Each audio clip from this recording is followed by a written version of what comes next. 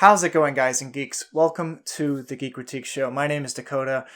Most of you are aware that we have Marvel Cinematic Universe timeline videos. This is an update to that series that we do. Yes, version 6 is definitely on its way, and we have big plans for it. We're working on it now currently, but you're going to have to wait because these are extremely large projects for one person to complete. As much as Jenn would like to help with these timelines and like doing the research and stuff and compiling all the editing and exporting, it comes down to basically me and the amount of hours I can put into editing and coming up with all that information. But I want to give you a heads up into like what I plan to change for the upcoming video, as well as like some of the struggles that I've faced in the past that I want to avoid. Now, as you guys probably know, these are like some of the biggest videos on our channel.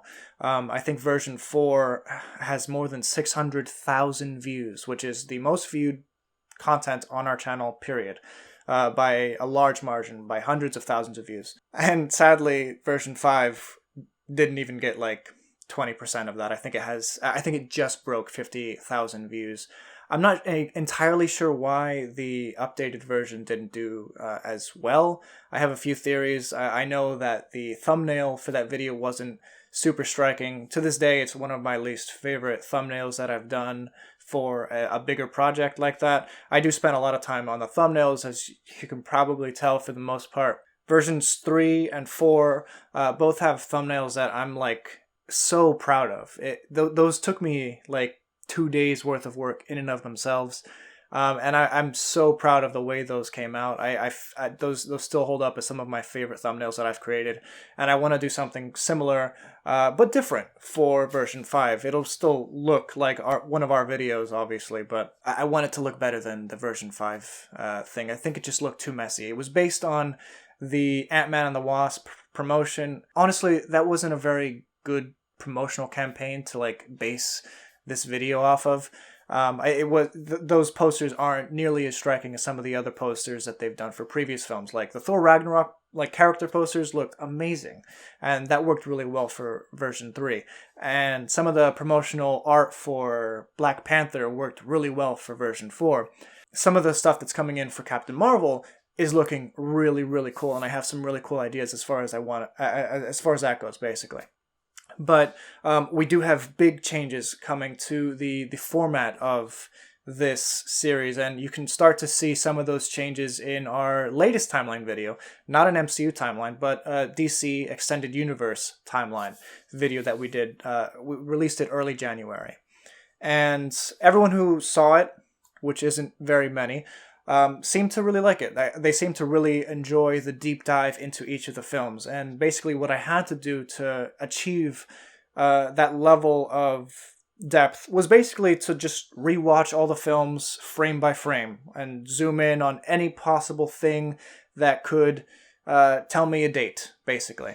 And any calendars, any screens, any phones, any cameras, any pieces of paper, any folders. I literally scoured, so each film took me like 3 times longer than it actually takes to watch one of those movies. But I think it was really worth it. That's one of, I think, the best videos on our channel right now. And if you haven't seen it, I highly recommend it because that's going to be very influential in the way I do our MCU timelines in the future. Now, that being said, I've never gone through frame by frame per se with the MCU movies until now. About last week, I started going through, starting with Iron Man, then The Incredible Hulk, then Iron Man 2, and I just finished Thor last night. And I'm having a lot of fun with it. I'm going through, just like I did with the DC Extended Universe films, I'm plotting them on a timeline app that I have on my computer. I have a special notepad where I make notes of any possible thing that could potentially explain reasons why these things correlate, why these films fit where they do or why they don't fit where they do. And I've found that in the first few films don't gel like you're meant to believe that they do. And I'm going to touch on that in the actual timeline video that we do. Some of the first films don't have dates that correlate at all with one another. And, some of that you have to ignore for the state of suspension of disbelief. But I'm really looking forward to doing that for the entirety of the MCU. For version 6, I can't obviously do that for the TV shows, but I think hopefully, for version 7 or 8 down the line, I'll be able to actually go through all of those TV shows again and come up with similar timelines that plot everything concisely, like I plan to do with each of the MCU films. So that in and of itself is going to take a little bit of time. I say a little bit. It'll take a lot of time.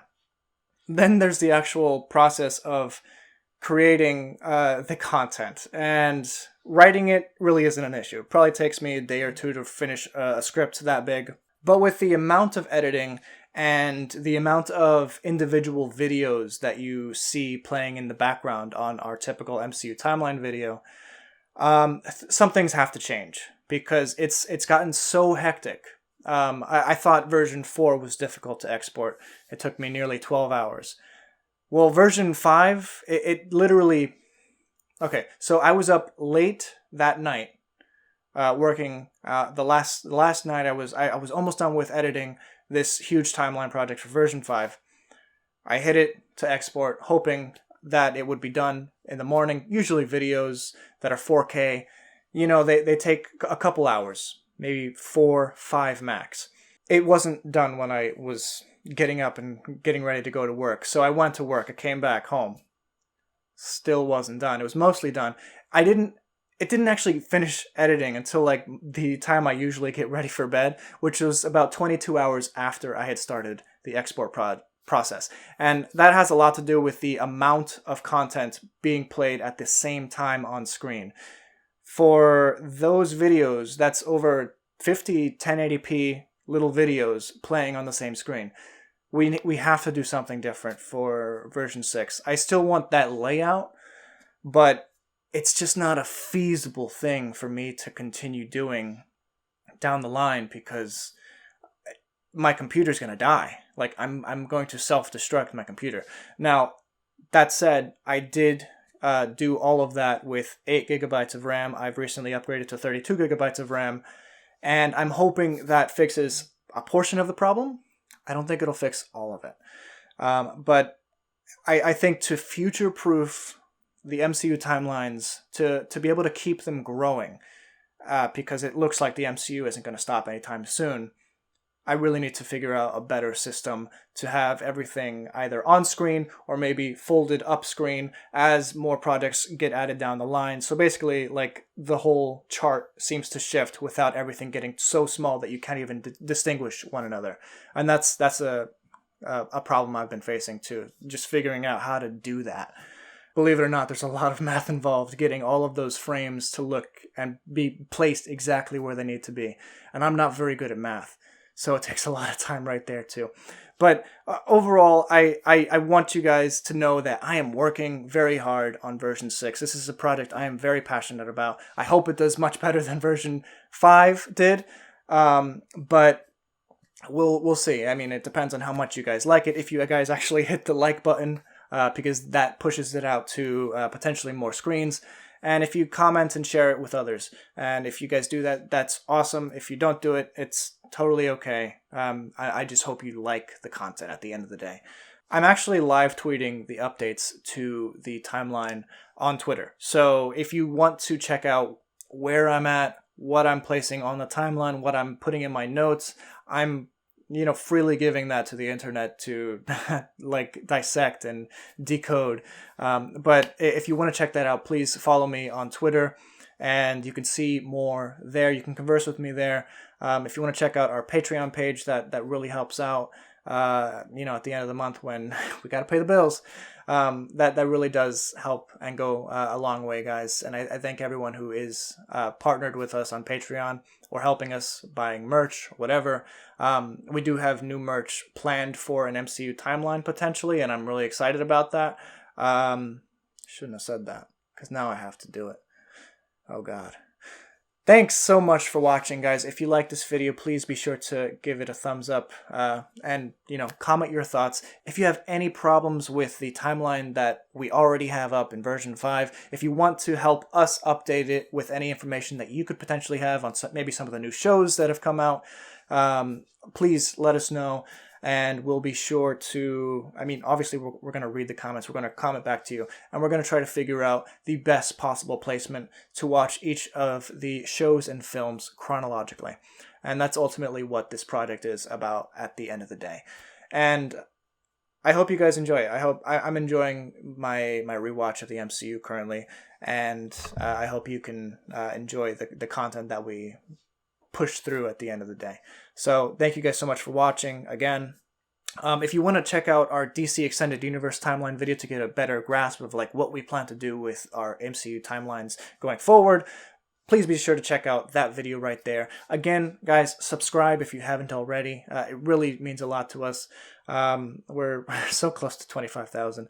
But anyway, we appreciate every one of you, and thanks, guys. Have a good one.